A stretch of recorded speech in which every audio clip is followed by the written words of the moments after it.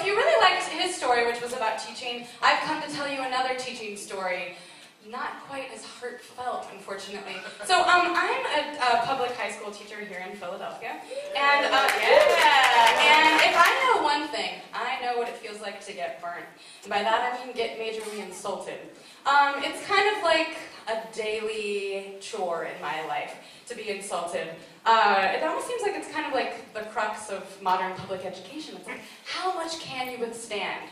And so over the years I've had to figure out, like, how do you handle it when things are hurled at you, be they insults or hate speech or handfuls of hamburgers? How do you handle it? So I've had to develop a real arsenal of strategies to have a quick retort in order to shut it down and retain control in my classroom. Because otherwise, you get burnt, right? You get played. And everyone knows that now you don't have any control left. And so, yeah, it's very important, though, that you really, it's like a delicate line. The objective is to stop them in their tracks, but not insult your students, obviously. Because one thing about being a 15-year-old is that because they're treated very poorly by society, very poorly by our schools, and they don't have very much that they have control over, they really care about their image, right? So they will do anything to maintain their image, including go in on you, even if you're their teacher. So that leads us, you should never engage in a power struggle with a 15-year-old. It's basically like rule number 1 of teaching. I mean, actually, rule number 1 of teaching, if you really want to know, is wear good shoes. It's true. They respect you for your footwear. It's like a currency that nobody ever told me about my first, 5 years. I was wearing comfortable shoes because you have to stand there for 10 hours, right? Like a Keen or like a dress clog, very ugly.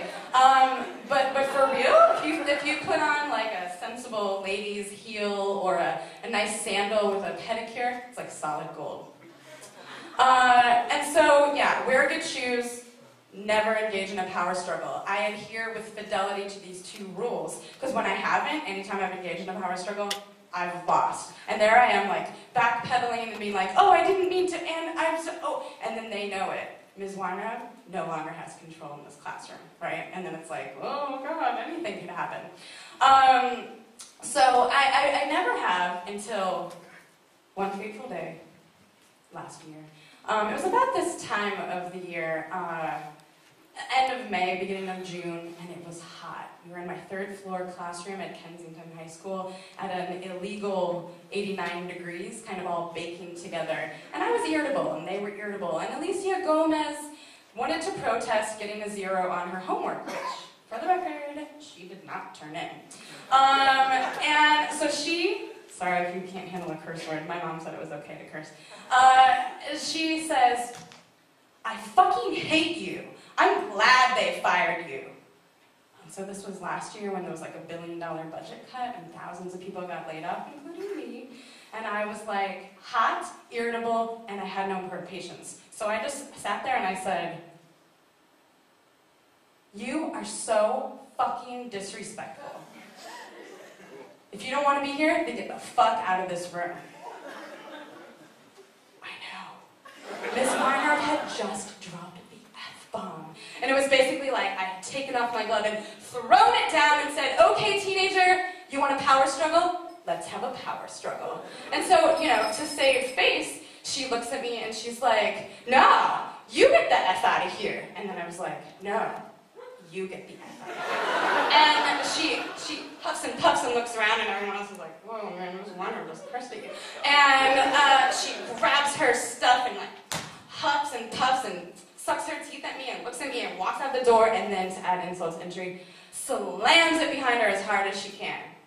At which, in probably a low moment, professionally speaking, but in a pretty awesome moment, I leap off my stool, run with the fury of hell underneath me, go out into the hallway, and I say, don't you ever slam my door, right? And then she goes, that's not your door. And I said, oh yeah, read the poster. Whose name is on it? Mine. And then she says, I hate you. And then I said, then don't ever come back. And I watched her walk down the hall and I thought, oh God, I just lost it and everyone knows it. So I was like, what am I going to say when I walk back in there? And then trudge back into my classroom. A slow clap builds. And they applaud for me and they're like, yo, Miss Warner, you burned her. She went down. And I was like, why, yes. Yes, I believe I did. This is the taste of victory. I'm not saying I felt good about it, but I felt pretty good about it.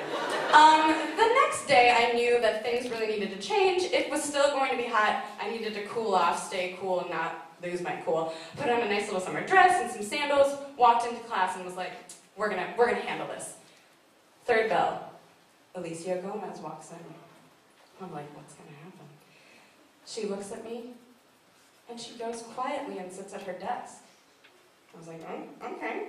And she gets out her notebook and starts busily doing her work. And I was like, okay, great. And she raises her hand and calls me over. And in a very soft voice, she says, Ms. Weinraum, I'm very sorry that I yelled at you yesterday. I was wrong to have done that. And I was like, power struggle victory. I was like, oh, you know what? Thank you for being very mature. Thank you for apologizing. I accept your apology, and I'm sorry. I shouldn't have cursed. That was wrong of me.